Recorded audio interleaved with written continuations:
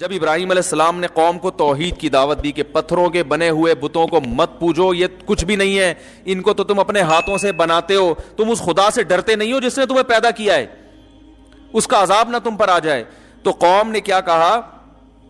قوم نے کہا کہ آپ کو ہم ہلاک کر دیں گے اور آپ کو ہم سے ڈر نہیں لگتا، یعنی پوری قوم سے آپ ٹکر لے رہے ہو. تو ابراہیم علیہ السلام نے کیا فرمایا؟ کیف اخاف ما اشرکتم ولا تخافون انکم اشرکتم باللہ. تم اللہ کے ساتھ ان بتوں کو شریک کر کے اللہ سے نہیں ڈر رہے ہیں بھائی، جو تمہیں عذاب دے سکتا ہے، اور میں تم سے ڈرنا شروع کر دوں؟ ڈرنا تو پہلے تمہیں چاہیے نا، مجھے تو اس کے بعد ڈرنا چاہیے. تم اپنی برائی پر اتنے طاقتور ہو کہ تمہیں تو عذاب کا یقین ہونا چاہیے، اللہ مار دے گا، تمہیں ہلاک کر دے گا، دنیا میں نہیں تو آخرت میں. اس برائی پہ تم ایسا ماشاءاللہ تم اپنی طرف سے ایک اصطلاح میں کہہ رہا ہوں، ایسا ڈٹ گئے اور مجھے مشورہ دے رہے ہو کہ میں لچک دکھاؤں. تو جب بھی بے دین لوگ آپ کو برائی میں گھسیٹیں تو آپ بولیں جتنا زور یہ گھسیٹنے میں لگائے گا نا، میرا پلہ اس سے بھاری رہے گا، اتنا زور میں نہ جانے میں لگاؤں گا. کیا خیال ہے بھائی جان؟ غلط کہہ رہا ہوں تو بتا دو یار، اگلے ہفتے نہیں کروں گا بیان. ڈھیلا پن ہے دینداروں میں، یہ غلط ہے، پھر وہی کر جار بھی رہتے ہیں. اصل میں وہ ہماری پھپھی تھیں، ابھی پرانی پھپھی تھی، ہو گئی تھی، ان کی بیٹی کی ایک ہی پھپھی رہ گئی ہے، ان کی ایک بچی کی شادی تھی. ایکچولی وہ ڈانس گانا تھا تو میں نظر نیچی کر کے بیٹھا ہوا تھا. تو اب دیکھیں نا، رشتہ داری بھی اسلام میں ایکچولی یہ سب ٹوپی ڈرامے لے جا کے، او بھائی اللہ کا دین ہے، یہ اللہ کا قانون ہے، اس میں لچک نہیں ہے. دیکھو اللہ نے قانون آسان بنایا، لچکدار نہیں بنایا. قانون آسان بنایا، لچک نہیں رکھی. لچک اور آسان میں فرق بتاؤں کیا ہے؟ دیکھو اللہ نے کہا کہ کھڑے ہو کے نماز نہیں پڑھ سکتے تو کیسے پڑھ لو؟ بیٹھ کے نہیں پڑھ سکتے تو لیٹ کے. اب آپ نے کہا جب اتنی آسانیاں دی ہیں تو چلو آج نہیں پڑھو. بھائی نہ پڑھنے کا آپشن، پڑھنی تو پڑے گی. کھڑے ہو کے نہیں پڑھ سکتے، بیٹھ کے نہیں پڑھ سکتے، لیٹ کے میں پڑھوں گا ہی نہیں. کہ جب اتنی اللہ نے آسانیاں رکھ دی ہیں تو اس کا مطلب اللہ تعالیٰ کو نماز کی کوئی اتنی اہمیت نہیں ہے. اسلام تو ایک وسیع مذہب ہے، اسلام تو آسانیاں دے رہا ہے. جب کھڑے ہو کے نہیں پڑھ سکتے تو بیٹھ کے، تو اس کا مقصد تھا آسانی. تو اب مجھے پڑھنے میں ہی بڑی مشکل ہو، کیونکہ لیٹ کے بھی وضو تو بہرحال کرنا پڑے گا نا. آج ہی کا مسئلہ ہے، کسی کو میں نے بتایا بھائی وضو تو کرنا پڑے گا. کیسے؟ میں نے کہا بھائی اپنے کسی خادم سے بولو بھائی تسلا لے کر آئے، وہاں پانی میں آپ کو وضو کرائے، لوٹا لے کے کسی بھی طریقے سے وضو کرائے، تو کرانا پڑے گا. اچھا پھر اسلام نے آسانی رکھی، وضو نہیں، پانی نہیں ہے تو کیا کرو؟ تیمم. لیکن پانی نہ ہو یا پانی نقصان دے رہا ہو، واقعی لوگ سردی میں نہاتے نہیں ہیں تو بھائی گرم پانی سے نہاؤ. تیمم جائز تھوڑی ہے آپ کے لیے. قرآن نے صاف کہا ہے پانی نہ ملے تو ہے، یہ تو آپ کے پاس تو پانی موجود ہے، چولہا بھی موجود ہے، گیزر موجود ہے، تو گرم پانی سے نہاؤ نا. گرم پانی سے کوئی بیمار نہیں ہوتا. لیکن لوگ سردی میں نہاتے نہیں ہیں. یار ایکچولی مجھے کھانسی ہو رہی ہے، الرجی ہو رہی ہے، تو الرجی ہو رہی ہے تو گرم پانی سے نہا لو بھائی. اس کے بعد کافی پی لو، چائے پی لو، ایک پیناڈول تو چلو دوا میں آ جاتی ہے، ٹھیک ہے نا، کافی پی لو. لیکن نہیں جی وہ تیمم کر لیں گے بلا وجہ. تیمم جب جائز ہے جب پانی نہ ہو، یا پانی گرم پانی بھی اگر کسی کو نقصان دے رہا ہے، ڈاکٹر کہہ دے یا آپ کو غالب گمان ہو جائے کہ بھائی گرم پانی سے بھی میں مر جاؤں گا، پھر ٹھیک ہے تیمم پہ آ جاؤ. اب تیمم تو کرنا پڑے گا. اب آپ کہتے ہو یار پانی بھی نہیں ہے تو تیمم کے لیے اب میں ایکچولی کہاں جاؤں، وہ بچہ بھی کوئی نہیں ہے جو بالٹی میں مٹی لے کر آئے، تو آج بغیر تیمم کے پڑھ لو، ہو جائے گی نماز. جتنی آسانی اللہ نے پیدا کر دی وہ کر دی. اب اس میں لچک نہیں ہے، اس میں قانون مضبوط ہے. اور اہل حق کی علامت یہ ہوتی ہے کہ قانون آسان بناتے ہیں مگر اس میں آپشن نہیں ہوتا. جتنے آپشن اللہ نے دے دیے وہ تو ہے، تیسرا اپنی طرف سے نہیں ڈال سکتے آپ. ہم جو جناب غامدی صاحب کی مخالفت کرتے ہیں نا، اسی بیس پہ تو کرتے ہیں کہ اللہ تعالیٰ نے رمضان کا روزہ چھوڑنے کی اجازت دے دی، قرآن میں صاف بتا دیا سفر میں بھی اجازت ہے اور بیماری میں بھی. تیسری کوئی وجہ اللہ نے نہیں بتائی. آپ نے تیسری وجہ خود سے گڑھ لی کہ کل آپ کا اگر پیپر ہے اور تیاری کرنی ہے تو آپ پیپر کی تیاری کے لیے بھی رمضان کا روزہ چھوڑ سکتے ہیں. یہ آپ کا گڑھا ہوا مذہب ہے. اور دلیل یہ دی کہ سفر میں بھی ٹینشن ہوتی ہے، مشقت ہوتی ہے، تو مشقت تو اس میں بھی ہے، تو اسلام نے اجازت دی ہے. تو اس کا مطلب ہے کہ سفر میں اگر ٹینشن نہ ہو پھر آپ کو روزہ چھوڑنے کی اجازت نہ دیں اس کو. ہے بھائی ہر سفر میں ٹینشن تھوڑی ہوتی ہے. غریب آدمی کے لیے جہاز کا سفر وہ تو ٹینشن ختم کر دیتا ہے اس کی. ایک آدمی کو لیاری ندی سے اٹھا کے لائیں آپ جھونپڑی سے، اور آپ اس کو جہاز میں بٹھا دیں، وہ کہے گا ہاں زبردست سفر میں مزہ آ رہا ہے بھائی، اس کو ٹینشن ہوگی؟ اس کو تو نماز پڑھنے کا پھر حکم دینا چاہیے آپ, جبکہ وہاں بھی کہتے ہیں کہ نماز چھوڑ سکتا ہے, ہم بھی کہتے ہیں چھوڑ سکتا ہے. وجہ اس کی یہ کہ سفر میں اللہ نے, چاہے مشقت ہو یا نہ ہو, بیماری میں اللہ نے اجازت دے دی, اس کی تیسری کوئی اجازت نہیں. مشقت مقام پہ جتنی مرضی ہوگی روزہ رکھنا پڑے گا. علماء نے یہاں تک لکھا ہے کہ اگر کوئی کوئلے کی کان میں کام کرتا ہے لیکن سفر میں نہیں ہے, وہ کوئلے کی کان میں کام کرتا ہے, اسے پتا ہے کہ میں کوئلے کی کان میں اتروں گا, 1 گھنٹے کے بعد زبان میری پیاس سے خشک ہو جائے گی, روزہ چھوڑنے کی اجازت اسے بھی نہیں ہے, کیونکہ نہ وہ مسافر ہے نہ وہ بیمار ہے. تبھی ہم کہتے ہیں فقہا سے دین سیکھو. وہ فقی ان کو کہا اس لیے جاتا ہے, فقی کہتے ہیں, فقہ کہتے ہیں سمجھ کو, فقہا سے دین سیکھو. وہ قرآن اور سنت کے مزاج کو زیادہ سمجھتے ہیں. اب سوال پیدا ہوتا ہے وہ کرے گا کیا؟ وہ کوئلے کی کان میں جب اترے گا صبح صادق کے بعد, پہلی بات تو ہم کہیں گے بھائی نائٹ ڈیوٹی کرو, دن میں کرو ہی نہیں ہے کام. لیکن اگر مجبوری ہے, آپ کو کمپنی اجازت نہیں دے رہی یا جاب سے جانے کا خطرہ ہے, تو پھر آپ کیا کریں گے؟ آپ روزہ رکھیں گے, کوئلے کی کان میں اتریں گے, اور جب حالت ایسی ہو جائے کہ آپ کو ڈر ہو کہ میں یا تو مر جاؤں گا یا بے ہوش ہو جاؤں گا یا بیمار ہو جاؤں گا یا بی پی لو ہو جائے گا یا کوئی بیماری پیدا ہونے کا خطرہ ہو جائے, تو آپ روزہ توڑ دیں. کیونکہ روزہ توڑنے کی اجازت شریعت نے ایسے موقع پہ دی ہے, چھوڑنے کی اجازت نہیں. آ رہی بات میرا خیال ہے. قانون کو فالو کرنا پڑے گا, جتنا بتا دیا اپنی طرف سے گنجائشیں تھوڑی نکالیں گے ہم. علماء نے کیسی پیاری بات لکھی, فرمایا ایسا شخص روز روزہ رکھ کے روز توڑ دے گناہگار نہیں ہوگا, چھوڑ دے گا تو گناہگار ہوگا. بات آ رہی ہے سمجھ میں؟ روز روزہ رکھ کے جب حالت ناقابل برداشت ہو جائے توڑ دے, چاہے 1 گھنٹے بعد ہو جائے, 50 منٹ بعد ہو جائے, 4 گھنٹے بعد ہو جائے, توڑ دے روزہ. چھوڑنے کی اجازت نہیں ہے. تو یہ اسلام ہے بھائی, لگے بندے قانون ہے اس کے. دیکھو فجر کی نماز صبح صادق کے بعد ہوتی ہے نا, صبح صادق سے 1 منٹ پہلے پڑھ لی ہو جائے گی نماز. کہ یار ایکچولی آج مجھے ذرا جلدی تھی تو میں آج 1 رکعت پہلے پڑھوں گا, 1 رکعت صبح صادق کے بعد, اور وہ والی ذرا لمبی پڑھ لوں گا. بھائی جتنی بھی لمبی پڑھ لو نماز نہیں ہوگی. آپ صبح صادق جب تک نہیں ہوگی فجر کا وقت داخل نہیں ہوگا. اسی طرح ظہر ہے, عصر ہے, مغرب ہے, عشاء ہے, ہر نماز کا ایک ٹائم ہے, اس میں 1 سیکنڈ بھی. اچھا روزہ افطار کا ٹائم اللہ نے کیا کہا کہ بھائی جب سورج غروب ہو جائے, ٹھیک ہے نا. آپ نے کیا کیا کہ بھائی آپ کسی ایسے کنٹری میں تھے جہاں 18 گھنٹے کا روزہ تھا گرمی کا, آپ نے 18 گھنٹے کی گرمی برداشت کر کے روزہ رکھا, اور آپ نے کہا ابھی 1 سیکنڈ باقی ہے, چلو 1 سیکنڈ پہلے ہی کھا لیتا ہوں. جہاں میں نے اتنا, اللہ اس 1 سیکنڈ کی وجہ سے میرا روزہ برباد نہیں کرے گا. اور آپ نے قیاس یہ کیا کہ 1 کروڑ روپے مجھے کسی کے قرضہ دینا تھا, تو میں نے 99,90,999 روپے دے دیے, 1 روپیہ رہ گیا, تو کون سا وہ کوئی غصہ کرتا ہے یار؟ ایک تو سمجھانا بڑا مشکل کام ہے یار. بس یہ بات سمجھا کے میں بیان ختم کرتا ہوں. دیکھو ایک آدمی کو آپ نے 1 کروڑ روپے ادھار واپس کرنے تھے, وہ بیچارہ کنفیوز تھا, پتہ نہیں 1 کروڑ روپے میرے دے گا کہ نہیں دے گا, پتہ نہیں یار یہ میرے سب, وہ ہر وقت ڈرتا رہتا ہے نا. ایک دن آپ آئے, آپ نے کیا کیا, اس کو گڈی تھما دی نوٹوں کی, وہ گن رہے بیٹھ کے, 1 لاکھ 2 لاکھ 3 لاکھ 99 لاکھ ہو گئے. اب 1 لاکھ باقی رہ گیا نا. ابے 1 کروڑ 100 لاکھ کو بولتے ہیں نا یار, ہیں 99 لاکھ پورے ہو گئے, تو اس کی دل کی دھڑکن کم ہوگی کہ یار 1 لاکھ رہ گیا, کیونکہ اس کو ڈر ہے کہ پتہ نہیں یہ کھا نہ جائے نا. بہت سے لوگ پورے گڈی پکڑاتے ہیں, 50 مان لیا, آدھے پیسے دیے, کچھ گڑبڑ کرتے ہیں, اس کا سانس بحال ہو رہا ہے نا, ہوتے ہوتے پھر وہ دوبارہ گنے تو 99,000 ہو گئے, اب 1,000 رہ گیا, اب سانس بحال ہو گیا اس کا, پھر گنتے گنتے گنتے 1000 میں بھی اس کے 999 پورے ہو گئے, 1 روپے کم تھا. تو وہ غصہ کرے گا آپ پہ, بولے گا چل یار 1 کروڑ روپے 1 روپیہ چل چھوڑ. بلکہ آپ اگر کہو گے نا میں گھر سے لے کر آتا ہوں, کہہ رہے ہیں لانے کی ضرورت نہیں ہے یار, چھوڑ بھائی, ٹینشن میرے لیے بھی یہاں انتظار میں ٹینشن, تیرے لیے بھی ٹینشن, چھوڑ بھائی, بلکہ یہ 5 روپے اور لے لے میری طرف سے. ایسا ہی کرے گا نا. ارے کیا ہو گیا, ایسے ہی تو کرتے ہیں راشن والے. ہم جب راشن لیتے ہیں تو اتنے روپے بنے تو 50-60 روپے وہ چھوڑ دیتے ہیں اکثر, کہ چھوڑو یار, جہاں 10-20 ہزار میں 30 ہزار میں 50 روپے کیا, یہی ہوتا ہے نا.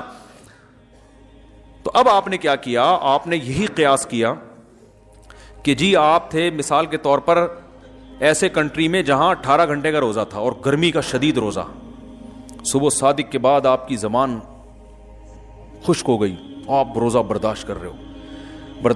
اللہ کا قرضہ تھا 18 گھنٹے کا نا, بھوکا رہنے کا. اب آپ نے 17 گھنٹے گزر گئے, آپ کہہ رہے ہو اللہ تو مجھ سے خوش ہو گیا, میں نے اتنی پیاس برداشت کی, اتنی بھوک برداشت کی, اور کلابازیاں کھا رہا ہوں میں, لیکن میں روزہ نہیں توڑ رہا, اور جا کے نہا کے اپنا روزہ گزارا کر رہا ہوں. اور لوگوں نے مشورہ دیا, کوئی کھجور لا کے رکھ رہا ہے, کوئی 12 بجے دوپہر کو کسی نے جناب کولڈ ڈرنک لا کے رکھ دیا, بھائی توڑ دے مر جائے گا, لیکن نہیں بھائی, ہم اللہ کی خاطر روزہ رکھا ہے, ایک ایک گھنٹہ ٹینشن میں گزارا آپ نے, اللہ بھی خوش ہو رہا ہے آسمانوں پہ, واہ بھائی میرا بندہ آج تو نے کمال کر دیا. اب جناب ہوتے ہوتے ہوتے ہوتے 18 گھنٹے میں 17 گھنٹے پورے ہو گئے, 1 گھنٹہ رہ گیا. آپ نے اب لوگ کہہ رہے ہیں بھائی 1 گھنٹہ بھی کم نہیں ہے, تو مر نہ جائے ہے بھائی, تو یہ پی لے وہ کر لے. نہیں بھائی, جہاں 17 گھنٹے تو 1 گھنٹہ اور برداشت. اب ہے بھی رمضان کا روزہ. اب آپ نے کیا کیا, 1 گھنٹے میں 1 منٹ 2 منٹ 3 منٹ, اب کتنے ہو گئے, 50 منٹ ہو گئے. اب کتنے رہ گئے, 10 منٹ. لوگ کہہ رہے ہیں یار 10, آپ کی حالت غیر ہو گئی نا, بی پی لو ہو گیا, اب آپ مرنے والے ہو گئے, عجیب سی کنڈیشن ہو گئی. لوگ کہہ رہے ہیں روزہ توڑ دے, آپ کہہ رہے ہیں نہیں اللہ کی خاطر, آپ کو پتا ہے میں مروں گا نہیں, نہ بیمار ہوں گا, یہ آپ کو اطمینان ہے. وہ تو کیونکہ بیماری کا خطرہ ہو پھر تو توڑنا جائز ہے نا, بس کمزوری ہو گئی بہت زیادہ جو روزوں میں ہوتی ہے. پڑے ہوئے ہیں آپ ویکنس سے, کمزوری سے پڑے ہوئے ہیں. لوگ کہہ رہے ہیں پی لے, نہیں بھائی جہاں اتنا برداشت کیا ہے 1 منٹ اور, اب 1 منٹ میں 1 سیکنڈ 2 سیکنڈ 3 سیکنڈ 58 سیکنڈ ہوئے تھے. آپ نے کہا جہاں اتنا اللہ کے لیے میں نے برداشت کیا, اب 2 سیکنڈ رہ گئے, اب کھا لو. تو اب اللہ مجھے تھوڑی پکڑے گا, وہ بولے گا جہاں تو نے اتنے گھنٹے میرے لیے بھوک پیاس برداشت کی ہے تو 2 سیکنڈ میری طرف سے تجھے کیا ہیں بھائی, معاف, کھا لے. آپ نے کھا لیا, متزل العالیہ نے روزہ بالآخر کھا لیا. اور جیسے ہی وہ نوالا حلق میں اترا ہے, اترتے ہی سائرن بج گیا, اذان ہو گئی.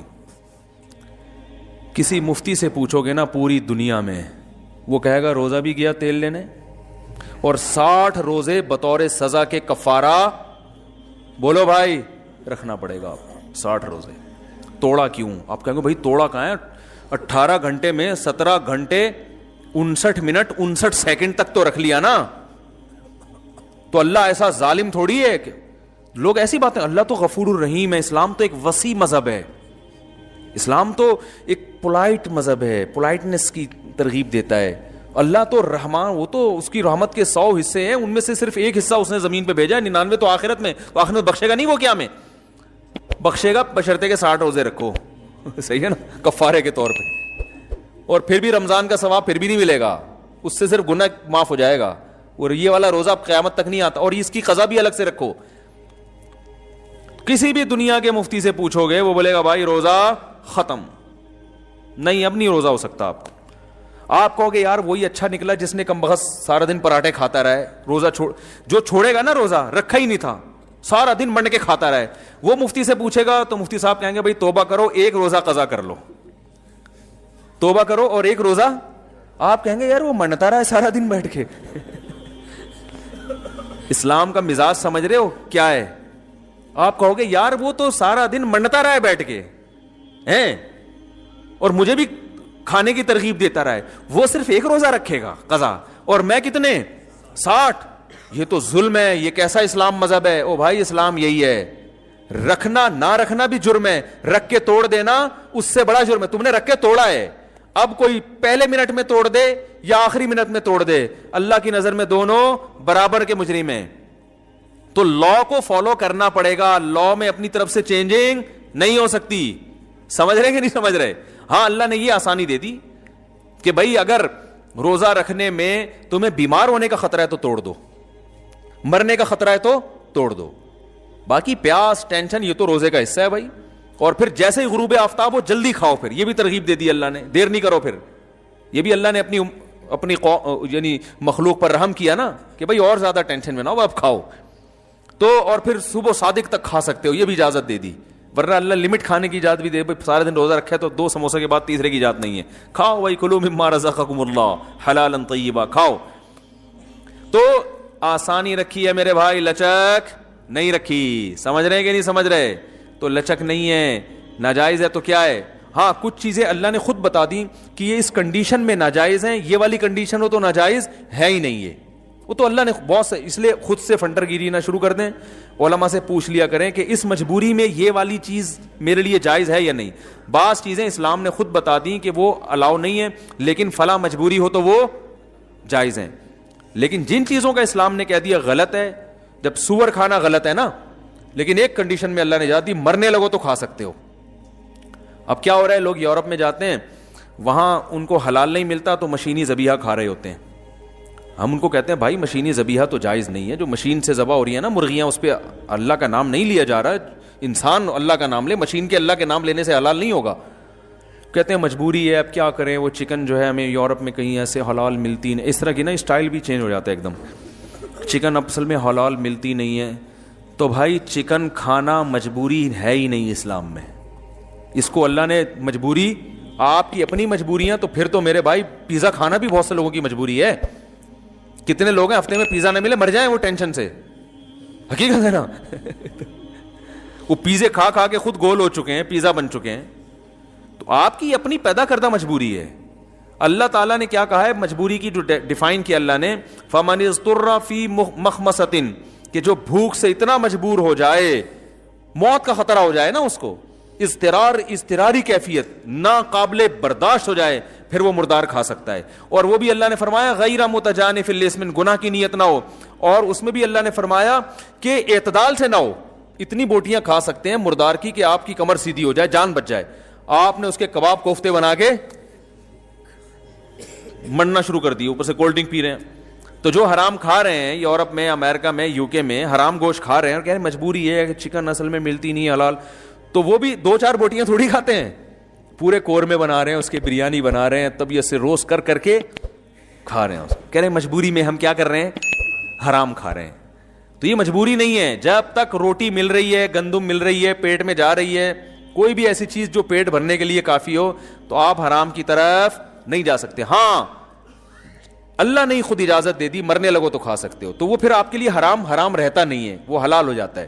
تو اگر کوئی مس گیدرنگ میں, شادی میں آپ نہیں جائیں اور جان سے مارنے کا خطرہ ہو, کیا آپ کو رشتہ دار گولی مار دیں گے پھر آپ جائیں, بھائی جان بچانا ہے پہلے کیا ہے, یا جان سے مارنے کا خطرہ تو نہ ہو, ہاتھ پاؤں توڑ دیں گے آپ کے, ابا آپ کے مار کے ہاتھ توڑ دے گا آپ کے, تو پھر ہاتھ بچانے کے لیے آپ شادی میں جا سکتے ہیں. یا ہاتھ پاؤں تو نہیں ٹوٹیں گے, اتنا زیادہ ماریں گے کہ ادھموا کر دیں گے مار کے, تو بھی آپ جا سکتے ہو. ٹھیک ہے نا. ایسی اگر کوئی کنڈیشن نہیں ہے تو پھر یہ جو ہے نا کہ ایکچولی وہ ناراض ہو جائے گا فلانا, تو اس ناراضی کو شریعت نے مجبوری نہیں سمجھا ہے. اس میں جو ناراض ہو رہا ہے وہ غلط کر رہا ہے. قطع رحمی کا, رشتہ داری توڑنے کا گناہ اس کو ہوگا جو اپنی محفل میں گناہ کر کے آپ کو ناراض کر رہا ہے. سمجھ رہے کہ نہیں سمجھ رہے؟ دیکھو ایک بات سنو, اللہ نہ کرے میں ان سے پیسے لے کے کھا جاؤں, اللہ نہ کرے, اور یہ میرے بالفرض سگے بھائی ہوں. اب کیا ہوا, ہم دونوں میں دشمنی پیدا ہو گئی, تو اس دشمنی کا گناہ ان کو ہوگا. قیامت میں اللہ ان سے پوچھے گا تم نے رشتہ داری توڑی, اللہ یہ کہیں گے اللہ میں نے تھوڑی توڑی ہے, توڑی تو اس نے جس نے میرے سے پیسے چھینے ہیں. تو ہمارے ہاں جو بھی ناراض ہوگا نا سب اسی پہ ڈال دیتے ہیں کہ یہ رشتہ داری توڑ رہا ہے. بھائی توڑنے میں یہ دیکھو توڑنے کا ذریعہ کون بن رہا ہے. ذریعہ وہ بن رہا ہے جو گناہ کر کے اپنے ان رشتہ داروں کو محفل میں آنے سے روک رہا ہے جو رشتہ دار اس گناہ میں شرکت قبول نہیں کرنا چاہتے, جو رشتہ دار اس گناہ میں شرکت نہیں کرنا چاہتے. تو اس لیے لچک نہ دکھایا کریں, جتنی لچک اللہ اس کے رسول نے دے دی ہے بس وہ ہمارے لیے کافی ہے. اس سے زیادہ شریعت کو تبدیل کرنے کی ضرورت نہیں ہے, اس میں مضبوطی دکھانی پڑے گی. اللہ عمل کی توفیق عطا فرمائے. تو یہ آیت جو ہے نا, ان ربک هو اعلم بمن ضل عن سبیلہ, اللہ کو پتہ ہے کون اس کے راستے سے ہٹ گیا, کون سیدھے راستے پر ہے. تو معاشرہ اگر مخالفت بھی کرتا ہے کرنے دے بھائی, آخرت میں انشاءاللہ اللہ ایسے لوگوں کو الگ سے بلائے گا کہ تم نے میری خاطر مخلوق کو ناراض کیا. تو آج یقیناً اللہ اس کا بہترین بدلہ دے گا, کیونکہ اللہ بھی یہ چیز دیکھ رہا ہے. اللہ کا نام ہے شکور. شکور کہتے ہیں تھوڑے پہ بہت زیادہ دینے والا. ابراہیم علیہ السلام کو جو اللہ نے اتنا نوازا نا, وہ اس لیے تو کہ کلچر کے خلاف چلے تھے. جو کلچر کی غلط چیزیں تھیں ان کو ابراہیم علیہ السلام نے فالو نہیں کیا, اگینسٹ چلے کلچر کے. تو کلچر کی مخالفت میں بڑا ثواب ہے, ہاں بشرطے کہ کلچر غلط چیز پہ جا رہا ہو. کلچر میں ساری چیزیں غلط نہیں ہوتی ہیں, کچھ چیزیں صحیح بھی ہوتی ہیں.